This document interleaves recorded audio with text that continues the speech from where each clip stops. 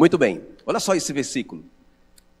Ora, havia em Damasco um discípulo chamado Ananias. Disse-lhe o Senhor numa visão: Ananias, ao que respondeu: eis-me aqui, Senhor. Vocês percebem que é um chamado, que Deus está chamando o Ananias para uma missão. Esse texto aqui de Atos 9 é a conversão do apóstolo Paulo, o grande apóstolo Paulo. Então essa missão que Deus está chamando o Ananias é uma missão impossível, né? É a missão de converter o apóstolo Paulo. Deixa eu dar um perfilzinho para vocês desse cara. A Bíblia diz que ele assolava a igreja, entrando pelas casas e arrastando homens e mulheres, e encerrava-os na prisão. Olha quem era esse cara mau, perseguia a igreja, entrava nas casas, arrombava as casas dos irmãos, né, com os soldados religiosos dele, prendia os irmãos, os discípulos. A Bíblia diz que ele respirava ameaças e morte contra os discípulos do Senhor. Não só ameaçava, mas matava. Ele estava lá na morte do Estevão, não é? A Bíblia diz que ele estava ali, ele era o líder daquela comitiva que julgou o Estevão, porque o Estevão pregava o evangelho. A Bíblia diz que o Estevão era um homem cheio de fé, cheio do Espírito Santo e ministrava prodígios no meio do povo. E por causa disso, Saulo, porque ele era um homem muito forte, ele fazia parte do Sinédrio, ele era um cara muito importante. E aí, a Bíblia diz que ele comandou o grupo que apedrejou o Estevão até a morte. Olha quem é esse cara, né? Agora presta bem atenção, irmão, depois que o apóstolo Paulo, né, o Saulo de Tarso, converte, olha só o que vai acontecer através da vida dele.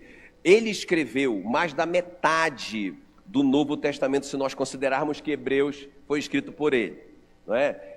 14 livros dos 27 livros do Novo Testamento, ele foi escrito por ele, né? O maior fundador de igreja da história, irmão, sem tecnologia, sem carro, sem avião, não é? Sem dinheiro, sem alguém financiando ele. Esse cara foi um gigante da fé. Um dos livros mais importantes da Bíblia, se não o mais importante, é Romanos.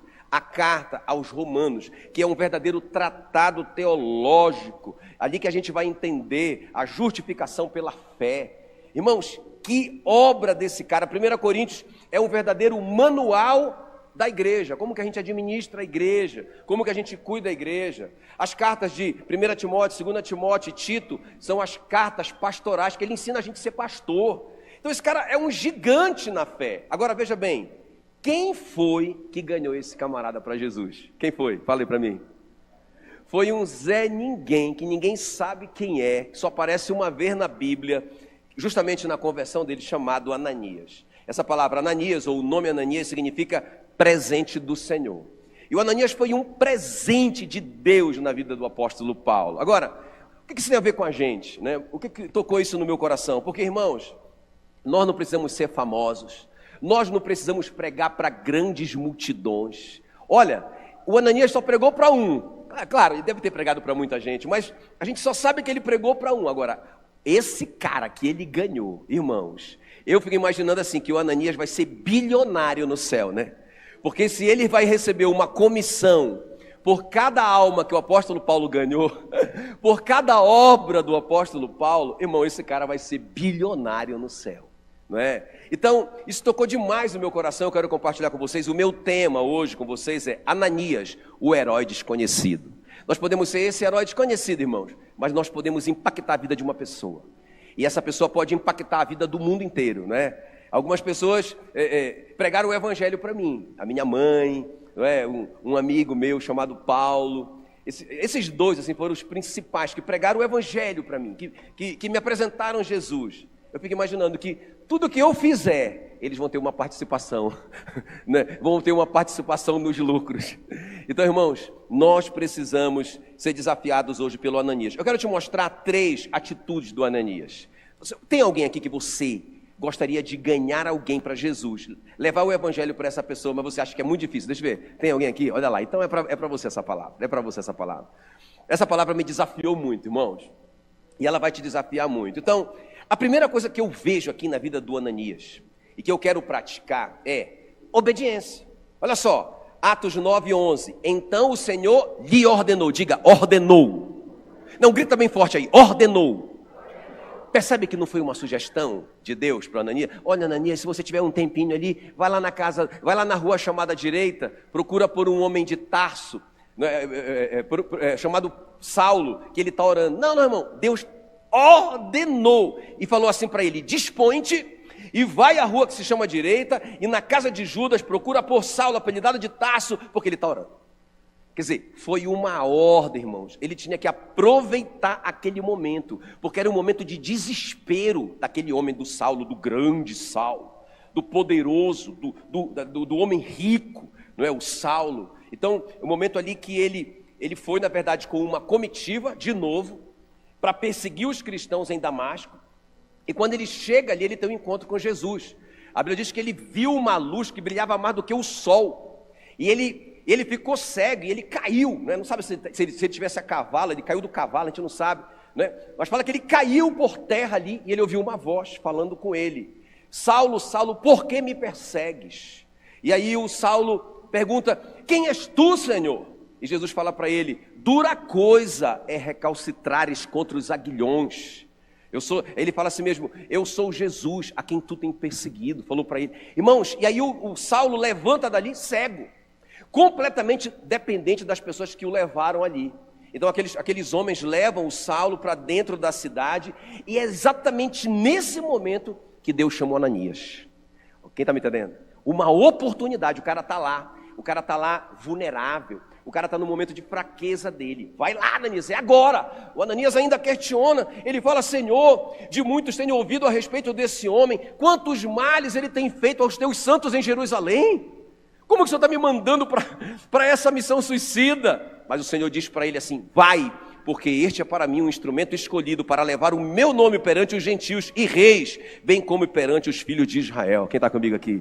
E a Bíblia diz que então Ananias foi, ele obedeceu aquele chamado, não é? Então, agora eu pergunto assim: por que o Senhor não resolveu logo com Saulo ali, não é? Porque ele falou com Saulo, não foi? Saulo viu a luz, Jesus falou com ele: Saulo, Saulo, por que me persegues? Falou para ele: dura coisa é recalcitrares contra os aguilhões, né? Quer dizer, é quando um boi quer enfrentar o aguilhão. Não adianta nada, o aguilhão sempre vai vencer o boi. O Saulo estava assim, não é? E por que Jesus logo não falou para ele: Saulo, é o seguinte, eu vou pregar o evangelho para você, eu vou te explicar o que aconteceu aqui, não é? Eu morri por você, rapaz, derramei meu sangue por você, e você tem que crer em mim para você ser salvo. Por que Jesus não resolveu logo? E manda chamar um homem para fazer isso. Porque, irmãos, você não vai ver Deus pregar o evangelho na Bíblia, e você não vai ver nenhum anjo pregar o evangelho na Bíblia. Quem está comigo aqui? O anjo apareceu para o Cornélio e falou para ele porque o Cornélio estava orando, querendo ser salvo. O anjo aparece para ele e fala para ele: vai lá na casa do Simão Curtidor, procura por um homem chamado Pedro, que ele vai te dizer o que você deve fazer. Por que o anjo não pregou para ele? Porque, irmãos, isso é a nossa missão. Pregar o evangelho para as pessoas é a nossa missão. Jesus disse que nós somos pescadores de homens. Amém, queridos? Ele disse: venham a mim. Quem já foi para Jesus aqui? Deixa eu ver. Quem já aceitou Jesus como seu Senhor e Salvador? Então, vocês são pescadores de homens. Amém? Essa é a identidade de vocês. Vocês estão aqui para pescar homens. Quantos homens vocês têm pescado? Quem está me entendendo? Então, irmão, não tem justificativa, não tem essa coisa de dizer assim: eu não sou um pregador, eu não sei falar em público, não sei o quê. Não, irmãos, o Ananias também. O Ananias não sabe, ele não é famoso, ele não é conhecido, mas ele encarou, ele obedeceu esse mandamento. Deixa eu te falar uma coisa: nós não precisamos hoje esperar uma ordem do céu, uma ordem de um anjo para a gente pregar, porque já está escrito na palavra: ide por todo o mundo e pregai o evangelho a toda criatura. Quem crê e for batizado será salvo, quem não crê será condenado. Meu Deus, que responsabilidade, que responsabilidade. Então não preciso esperar o que o Ananias recebeu aqui, uma coisa sobrenatural. Está aqui para mim: ide por todo o mundo, pregai o evangelho a toda criatura, quem crê e for batizado será salvo, quem porém não crê será condenado. Isso é muito, muito, muito sério, irmãos. Depois esse apóstolo Paulo, convertido, vai dizer assim, depois que ele entendeu isso, quando ele foi para Jesus, ele vai declarar isso aqui: se eu anuncio o evangelho, não tenho do que me gloriar, pois sobre mim pesa essa obrigação, pois ai de mim se eu não pregar o evangelho. Irmão, o que acontece se nós não pregarmos o evangelho? O que acontece se nós não compartilharmos Jesus para as pessoas que estão em nossa volta? Lá no trabalho, na nossa família, para os nossos filhos. É nossa obrigação. Você é um pescador de homens. Essa é a sua identidade, se você é um crente. Amém? Você não está aqui só para todo domingo receber uma palavra, para eu motivar vocês e vocês voltarem para casa e tal. Não, não é só para isso. Vocês e eu estamos aqui para ganhar almas para Jesus. Amém, queridos? Então, o que acontece se a gente não pregar? Eu quero que vocês leiam isso junto comigo. Romanos 10, 13 em diante. Quer ver? Me acompanha. Olha o que o apóstolo Paulo vai dizer. Porque todo aquele que invocar o nome do Senhor será salvo. Quem invocar o nome do Senhor será salvo. Agora, a pergunta dele: como, porém, invocarão aquele em quem não creem? E como crerão naquele de quem nada ouviram? E como ouvirão, se não há quem pregue? Então, irmãos, se nós não pregarmos o evangelho para as pessoas, elas não vão ouvir o evangelho. Se elas não ouvirem, elas não vão poder crer, porque a fé vem pelo ouvir a palavra. E se elas não crerem, elas não serão salvas. Irmãos, elas se perderão, elas perecerão. Agora deixa eu abrir esse parênteses para você. Presta bem atenção no que eu vou te dizer. A palavra inferno ocorre na Bíblia 28 vezes. Quantas vezes? Pois se o inferno for aqui na terra, Jesus mentiu. Eu já vi o cara falar assim para mim: não, eu acredito assim. Até que eu acredito em alguma coisa da Bíblia, mas eu penso assim, que lá no céu nós vamos descobrir que todo mundo foi salvo. O inferno era só para ameaçar a gente. O cara falou isso para mim. Eu disse: irmão, se eu chegar nesse céu e descobrir que Deus mentiu para mim, eu quero voltar. Porque não é mais céu. Deixou de ser céu, tem mentira. Entende? Então, irmãos, é muito real isso. Sei que não é uma coisa que a gente gosta de ouvir, mas está na Bíblia. Foi Jesus que falou mais sobre isso. Por exemplo, só um exemplo do que ele falou na parábola ali. Ele conta a história do rico e do Lázaro. Ele fala que havia um homem muito rico, e esse homem se vestia muito bem, desbanjava dinheiro, mas ele não conseguia ajudar um cara que vivia ali na porta da casa dele, chamado Lázaro, era um mendigo. E a Bíblia diz que um dia morreram os dois, porque todo mundo vai morrer, não é? E aí, quando eles morreram, fala que o rico foi para o inferno. Está lá, Jesus que está contando essa história, quem está comigo aqui? E aí, lá no inferno, ele teve uma visão do céu, e ele viu o Lázaro sendo consolado por Abraão. Pensa o Lázaro, que era todo feridento, miserável, agora sendo consolado, uma delícia. E aí, o rico fala para o Abraão: Abraão, fala para o Lázaro trazer um pouco de água para mim, porque eu estou atormentado por essas chamas. Aí o Abraão responde para ele. O Abraão diz: tem uma barreira que nos separa. Os que estão aqui no céu não podem ir para o inferno, e os que estão no inferno não podem ir para o céu. Quem está comigo aqui? Irmão, já quebrando esse paradigma, não, que aí vai ter como é que chama? Um purgatório. E aí o cara pode estar lá no inferno, mas aí se ele tiver bons antecedentes, não é? E se ele for muito bonzinho lá no inferno, ele pode até ter uma chance de sair do inferno para o céu. Está aqui na Bíblia. Está na Bíblia, não tem isso. Aí o rico faz uma contraproposta, né? Ele fala assim: então Abraão, que na verdade é a tipologia de Deus aqui, né? O pai. E fala assim: então pai,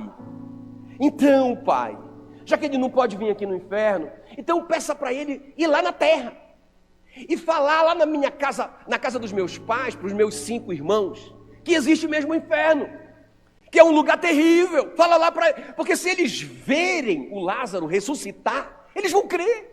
Se eles verem o milagre, eles vão crer. Aí a resposta do pai Abraão, né? A resposta dele é assim: olha, eles têm a palavra de Deus, e eles têm os pregadores da palavra de Deus. Se eles não crerem na palavra e nem nos pregadores da palavra, tampouco eles crerão numa ressurreição. Então, irmãos, o inferno é real. Então, quando eu me calo, escuta bem, quando eu não obedeço esse id, esse verbo id, é imperativo, é uma ordem de Deus para nós. Quando eu não tomo posse da minha identidade, que eu sou um pescador de homens aqui, o que eu estou fazendo aqui, por isso que eu não fui arrebatado logo, quando eu fui salvo, o que eu estou fazendo aqui é pescando pessoas, pescando homens para Jesus. Amém, queridos?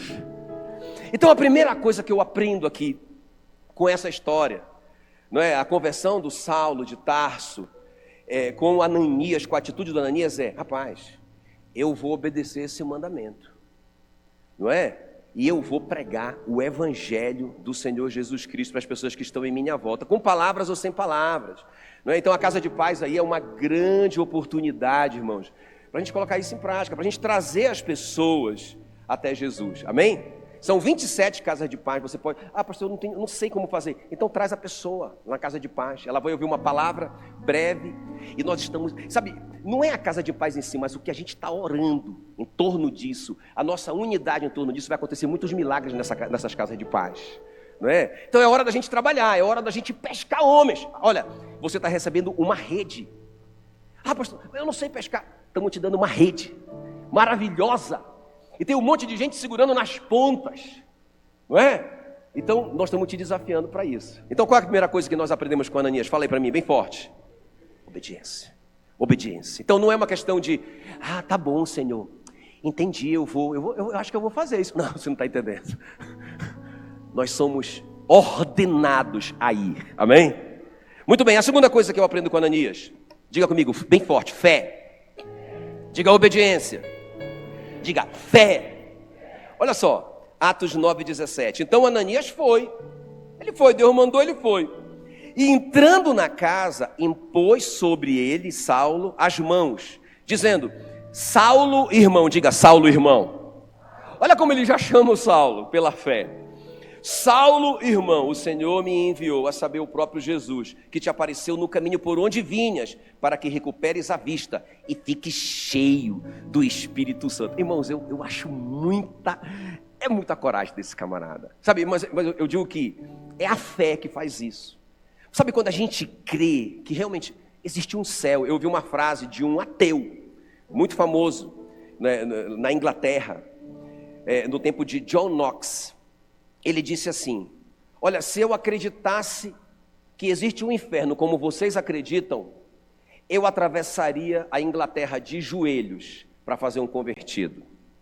Não é? Então, irmãos, quando a gente crê na palavra que existe um céu, e só existe um caminho para o céu, a Bíblia diz, há um só caminho, uma só verdade e uma só vida. Jesus disse, eu sou o caminho, a verdade e a vida, ninguém vem ao Pai a não ser por mim. Não é uma religião.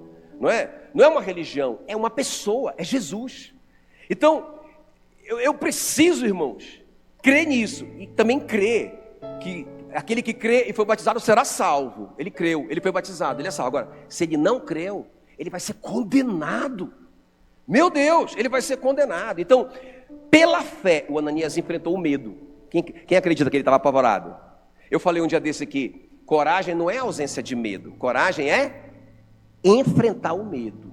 Coragem é você ir lá apavorado. Eu lembro que eu fui pregar uma vez, um pastor nosso, né, foi o pastor Genildo que me chamou para pregar numa conferência da Igreja da Paz, num estádio de futebol, porque o pastor que ia pregar não pôde ir. E eu estava bem no comecinho da minha carreira, né, há muitos anos atrás. E aí o pastor Genildo, rapaz, nós pensamos em você. Eu estava em Belém. Corre, compra a passagem, você tem que estar lá em Monte Alegre e você que vai pregar. Irmãos, beleza, aí eu fui empolgado, né? Mas quando eu cheguei naquele estádio de futebol e vi aquele mundo de gente ali, tudo me olhando, irmão, eu tremi na base. Eu fiquei apavorado, mas eu fui, isso é coragem. Né? Então coragem não é você não ter medo, coragem é você ir apesar do medo. Eu penso que o Ananias foi apavorado, irmão, com medo daquele cara que matava os crentes, que tinha poder para fazer isso, mas ele foi. Outra coisa, pela fé ele enfrentou a timidez dele, porque veja bem, o Saulo, eu te falei, é esse cara importante, muito bem vestido, muito rico, não é? Hoje ele faria parte do Supremo Tribunal Federal, ele era do Sinédrio, o cara era top demais. E aí chegar um cara, né, simples, o Ananias, um cara simples, para pregar o evangelho para esse cara. Irmão, quem está entendendo que isso tem que ter muita coragem, né? Você enfrentar uma situação dessa. Quem já passou por uma situação dessa? Você ficar com vergonha, você ficar com timidez de compartilhar o evangelho com alguém que você pensa que é maior do que você. Irmão, deixa eu te falar uma coisa, né? Eu só lembro do meu sogro contando, rapaz, O meu sogro era o cara mais cara de pau que eu conhecia. Ele não tinha vergonha de ninguém. Ele encarava qualquer um. Eu dizia, meu sogro, eu queria ter tua cara de pau. Como é que é? Me explica essa tua cara de pau, essa coragem de falar com qualquer um. Com rico, com pobre, ele falava com qualquer um. Aí ele me contou a história dele. Que ele acreditava assim. Ele ouviu essa história, né? Que uma vez o cara estava pedindo emprego no zoológico. E o cara falou para ele, não tem emprego de nada, a não ser de gorila. Aí tu te veste de gorila e fica representando lá. Ele disse, meu irmão, eu quero qualquer coisa, me dá aí. E pegou e se vestiu de gorila. E foi lá, encarou. Só que ele estava ali fazendo as gracinhas dele e ele caiu na jaula do leão. E o leão partiu para cima dele. Aí ele começou a gritar e tentando tirar, né, ali a roupa. E o leão falou para ele, calma rapaz, porque eu também não sou leão. Não vai fazer a gente perder o emprego. E aí ele falou assim, olha, dentro de cada ser humano tem uma pessoa apavorada, tem uma pessoa triste, tem uma pessoa precisando de Jesus. Amém, queridos? Então nós temos que ir lá se tremendo, apavorado, meio tímido, meio inseguro, mas a gente tem que falar a palavra de Deus. A gente tem que pregar o evangelho para aquela pessoa, simples. Jesus morreu por você, Jesus te ama. Você não precisa ser teólogo. Sabe, irmão, pela fé, ele enfrentou a rejeição, pela fé. Né, o desconhecido Ananias chama o Saulo de Tarso de irmão. Pela fé, ele já chega lá. Irmão Saulo, esse cara vai se converter, então ele vai ser meu irmão. Sabe, já chama já acredita. Ele não trata ele como um estranho, ele trata ele como um irmão. Pela fé, ele coloca a mão no cara e ora pelo cara, para o cara ser curado. Pensa bem, ele não é um Pedro, um Tiago, um João. Ele é só o Ananias. Sabe, irmãos, então eu estou crendo muito que nessas casas de paz nós vamos ver muitos milagres, porque a gente está orando por isso. E pessoas simples, pessoas que são os Ananias, pessoas desconhecidas, anônimas, vão colocar as mãos sobre as necessidades das pessoas e nós vamos ver milagres em nome de Jesus. Nós vamos ver milagres em nome de Jesus. Então a segunda coisa que eu vejo na vida do Ananias, fala para mim aí bem forte. Fé, sabe, fé, eu acredito no céu, eu acredito no inferno, eu acredito na salvação por meio de graça mediante a fé. Então, a minha obrigação é contar para as pessoas isso. Amém, queridos? Independente do tamanho delas, da posição social delas, eu vou contar. Eu não vou ficar com medo de nada, porque se eu não contar, essa pessoa pode se perder. Amém? E a última coisa aqui, a vida de oração do Ananias. Diga comigo, obediência. Diga fé. Diga oração. Então, Atos 9:10 fala aqui, ora, havia em Damasco um discípulo chamado Ananias. Disse-lhe o Senhor numa visão. Repita comigo assim, numa visão. Onde que o Senhor falou com Ananias? Numa visão. Ele disse, Ananias, ao que ele respondeu, eis-me aqui. Irmão, deixa eu te falar uma coisa aqui, ó. Ninguém tem uma visão. Sabe, o cara está ali, do nada, está lá preocupado, dirigindo, aí, abriu o mundo espiritual e tem uma visão. Isso acontece só em filme, não é? Sabe, irmão, visão é uma coisa do espírito, é uma coisa do mundo espiritual. Sabe quando a gente se conecta com o Espírito Santo que está em nós, e ele pode abrir uma visão espiritual, ou ele pode fazer a gente entender uma palavra da Bíblia, entende? Ou ele pode trazer um pensamento, mas quando que isso acontece? No nosso tempo de oração, no nosso momento de oração. Sabe quando a gente está ali concentrado, quando a gente para, né, esse frenesi. Irmão, graças a Deus pela oração, porque eu acho que o crente de verdade, é uma hora que ele tem a oportunidade que ele dá um pause no celular dele, pelo amor de Deus. Eu acho que naquela hora ele dá, não dá? Não dá? Eu acho que dá, não é? Não é possível que ele está orando ali, falando com Deus e prestando atenção no WhatsApp. Não, eu acho que ele deixa no modo avião. E aí ele está ali concentrado em Deus, ele está orando a palavra, ele está ali, sabe, meditando naquela palavra. Aí ele pode receber algo de Deus, uma visão, um pensamento, uma revelação. Então, o Ananias, ele estava orando. Eu creio. Essa pergunta eu quero fazer para o Ananias. Eu quero fazer. Quando eu chegar no céu, eu quero fazer. Ananias, você estava orando pelo Saulo, não é? Me conta, eu preciso saber disso.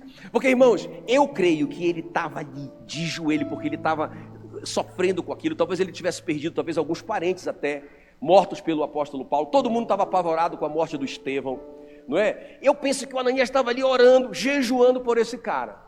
E quando Deus derrubou ele do cavalo, Né? E quando ele ficou cego, acho que foi uma parceria, né? Deus derrubou, deixou ele ficar cego, e aí agora ele chamou Ananias. Eu creio que ele chamou Ananias porque ele encontrou Ananias no lugar certo, posicionado em oração. Quem está comigo aqui? Irmão, não vai acontecer nada se nós não estivermos em oração por essas pessoas. Quem está comigo aqui, ó? Não vai acontecer nada, vai ser só uma reunião igual um grupo familiar, igual uma célula. Nós temos que estar orando por essas pessoas. Nós temos que estar de joelhos por ela. Inclusive nós estamos em jejum e oração por essas pessoas. São 27 casas de paz.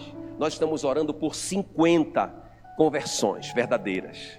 50 vidas que vão vir para Jesus. Amém, queridos? Mas nós estamos orando. Sabe, antes do ide pregar o evangelho de Mateus 28, tem vinde a mim. Mateus 13. Vinde a mim. Sabe, então, antes de eu ir, eu preciso ir para Jesus. Antes de eu ir pregar o evangelho, ganhar almas, eu tenho que estar em oração. Amém, queridos? Em oração. Eu sou fruto disso. Eu sou fruto das lágrimas da minha mãe, não é? Eu estava lembrando que um dia eu fui visitar minha mãe. Estava casado, recém-casado com a Meila. E eu fui visitar minha mãe. E a gente foi lá, aí ela disse, olha, chegou a hora de eu contar uma coisa para você. Aí eu falei, o que, mãe? Ela contou que toda vez que eu saía de casa, ela sabia que às vezes eu ia demorar vários dias fora, ou então eu ia chegar alta madrugada, né? Completamente drogado. E aí ela conta que desde quando eu saía, ela se ajoelhava na minha cama para orar por mim. Ela já orava por mim há muitos anos. Eu comecei a usar droga com quase entre 14 e 15 anos. E ela orava por mim de joelhos. Ela disse que ela já estava tão cansada de orar, que ela já nem orava, ela só chorava. Então quando eu saía, ela corria lá para o meu quarto, ajoelhava lá na minha cama e ficava só chorando em cima da minha cama. Quando eu voltava, alta madrugada, ela estava lá. Ela estava lá na porta. Ela abria a porta para mim, eu entrava, e aí ela contou ali para mim e para a Meila, naquela noite, ela disse, muitas vezes você dormiu em cima das minhas lágrimas. Irmãos, eu sou fruto disso. Não foi assim que aconteceu do nada. Alguém estava pagando o preço de oração. Muitos anos depois disso, eu fui entender a oração da minha mãe. Eu li a biografia de um homem chamado Santo Agostinho. E ele era um cara, ele já tinha quase 50 anos, 46 anos. E a mãe dele orava por ele há muitos anos, a Mônica. Ele já era um cara maduro e ele era professor da universidade. E ele pregava contra a Bíblia, ele ensinava contra a Bíblia. Além dele ele era chamado de Agostinho o Devasso. Um cara envolvido com bebida, com mulheres, mas é um cara que perseguia o evangelho. Ele era muito bom com retórica. E ele convencia as pessoas contra a igreja, não é? Mas um dia chegou um profeta ali na igreja da Mônica. E a Mônica só estava chorando ali. Esse cara nunca conhecia a Mônica, não sabia quem era a Mônica. Mas ali ele desceu do púlpito, colocou a mão sobre a Mônica e disse para ela, Deus não deixará perecer o filho dessas lágrimas. Sabe, irmão, tem que ter preço de oração se nós queremos ver conversões verdadeiras. Um dia o Agostinho estava na casa de um amigo, do Alípio. Um amigo dele, estava lá visitando um amigo. E ele começou a ouvir uma voz de criança dizendo para ele, toma e lê, toma e lê, toma e lê. E ele pegou a Bíblia e ele abriu em Romanos 13. E ele entendeu que Deus estava falando com ele ali. Ele se ajoelhou ali, não é? Ele disse, olha, a Bíblia falava ali assim que, olha, o dia está passando e a noite vem. E a noite vem. Saia dessas obras infrutíferas das trevas. E ele entendeu que Deus estava falando com ele. Ele se ajoelhou ali, entregou a vida a Jesus. Irmão, esse cara é o cara que inspirou a reforma protestante. O Martinho Lutero, lendo o comentário da carta aos Romanos, escrita pelo Agostinho, não é? Instituiu, né, as 95 teses contra a Igreja Católica. Sabe, esse cara foi um gigante na fé, mas, irmão, teve uma mãe de oração. Quem está me entendendo? Quem ainda quer ser um pescador de homens? Deixa eu ver aí. Quem ainda quer ser um pescador de homens? Obedeça. Obedeça, porque não é uma sugestão de Deus para você, é um mandamento. Creia, existe um céu, existe um inferno, e o tempo está passando depressa. Amém? E também, qual que é a terceira? Me ajuda aí, Marcão.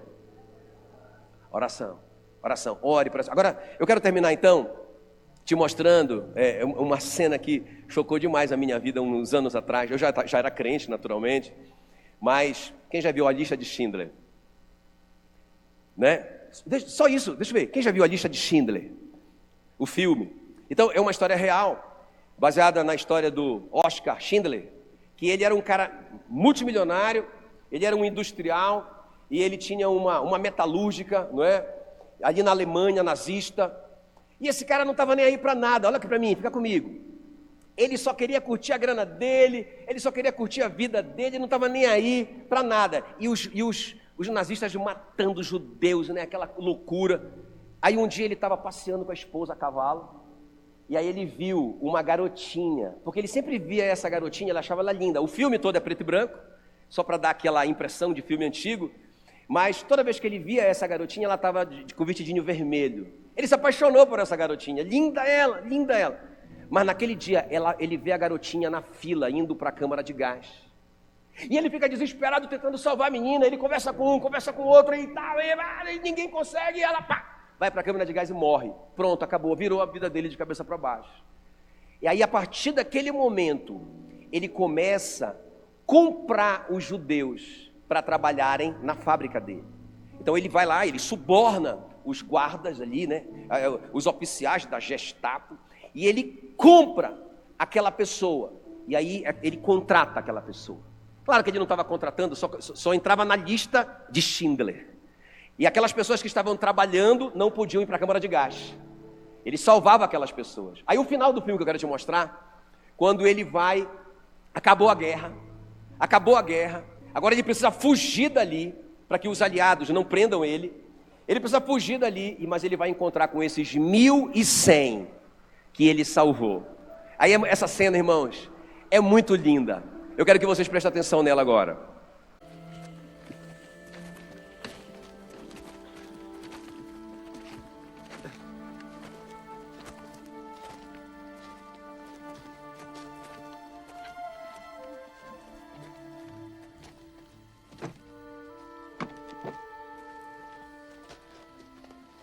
We've written a letter trying to explain things in case you were captured. Every worker has signed it.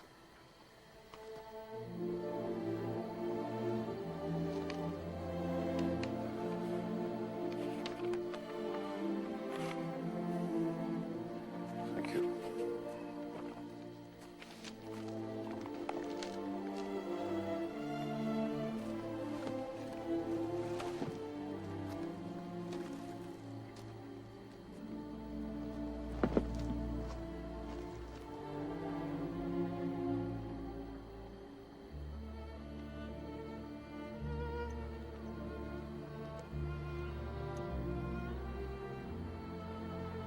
It's Hebrew from the Talmud.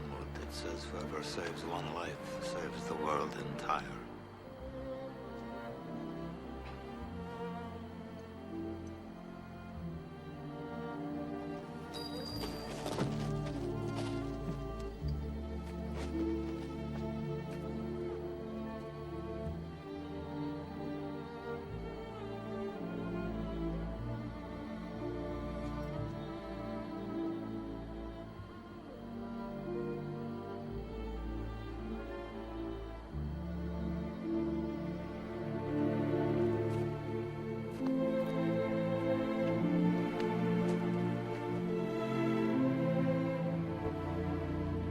I could have got more out. I could have got more. I don't know if I just... I could have got more. Oscar, there are 1,100 people who are alive because of you. Look at them. If I'd made more money.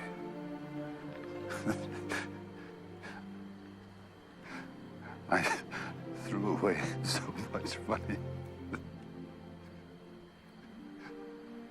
You have no idea. If I just... There will be generations because of what you did. I didn't do enough. You did so much.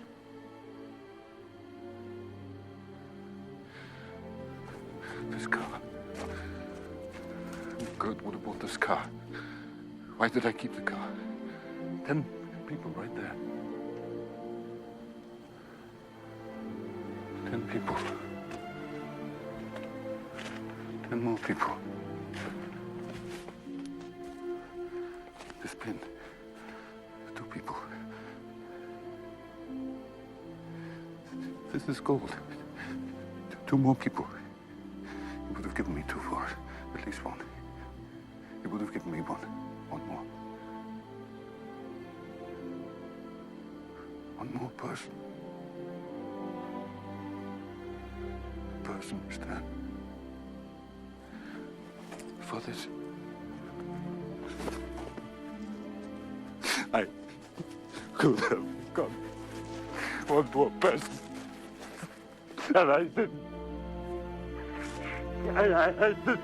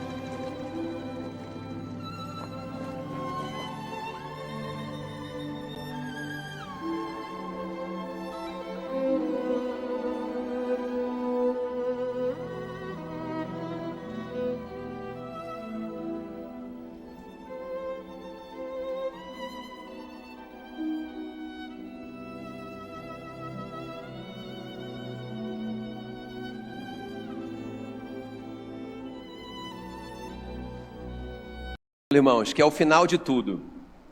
Diz assim, olha, Hebreus 2:13. Quer ver? Coloca aqui para mim. Eis aqui estou, quando a gente chegar no céu, e os filhos que Deus me deu. Então, irmãos, um dia a gente vai prestar conta da nossa vida, não é? Então, um dia a gente vai estar lá e a gente vai olhar para trás, né? Puxa vida, eu poderia ter salvado mais um. Eu poderia ter convidado uma pessoa. Se eu não queria falar, eu tinha vergonha, eu poderia levar essa pessoa numa célula, na igreja, não é? Irmãos, é impressionante como as pessoas vêm. Quando a gente chegou aqui, a gente conheceu um cara, um casal, na verdade.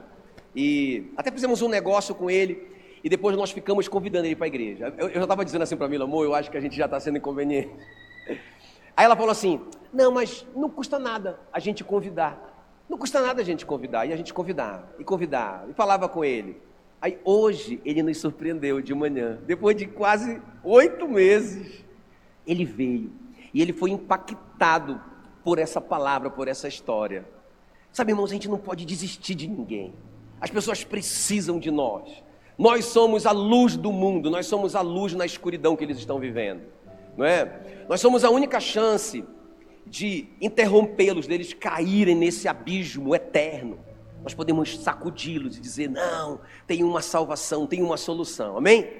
Então vai chegar esse dia, que a gente vai estar com um monte de gente em nossa volta, ou pelo menos uma pessoa que seja, que a gente ganhou, glória a Deus, eis-me aqui, Senhor, e os filhos que o Senhor me deu, glória a Deus. Ou a gente vai chegar e ficar sozinho.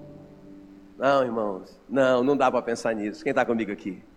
Amém? Então eu quero te fazer esse desafio, para você se envolver numa dessas casas de paz, né? E você realmente convidar as pessoas que você conhece para estarem lá, amém? Vamos ficar em pé para a gente orar? Glória a Deus, glória a Deus. Vai ser muito top, irmãos, essas casas de paz vão ser muito top. Vão ser 4 casas de paz, ou seja, o mês inteiro de outubro, 4 semanas, 4 semanas. Ah, você tem alguém para levar? Tem algum conhecido, né? Um amigo, um familiar? Fala com a gente que a gente te coloca numa dessas casas de paz, amém? Coloca a mão no seu coração se você quer orar por alguém agora. Se você quer orar por alguém agora, se você quer pedir, Senhor, eu quero ser um pescador de homens, eu quero obedecer esse mandamento. Senhor, me ajuda a crer na Tua palavra, me ajuda a crer que existe um céu, existe um inferno real. Me ajuda, Senhor, a orar, A Bíblia diz que nós não sabemos orar como convém, mas o Espírito Santo intercede por nós com gemidos inexprimíveis. Me ajuda a orar por essas pessoas. Me ajuda, Senhor, porque eu quero chegar naquele dia e eu quero te apresentar os filhos que o Senhor me deu, as pessoas que eu conduzi para o Senhor. Glória a Deus. A Bíblia diz: não foste vós que me escolhertes a mim, mas eu escolhi vocês para que vocês fossem e dessem muitos frutos, e os vossos frutos permanecessem. Então, irmãos, para isso que nós fomos chamados, para isso que nós fomos salvos, para levar vidas para Jesus. Aleluia.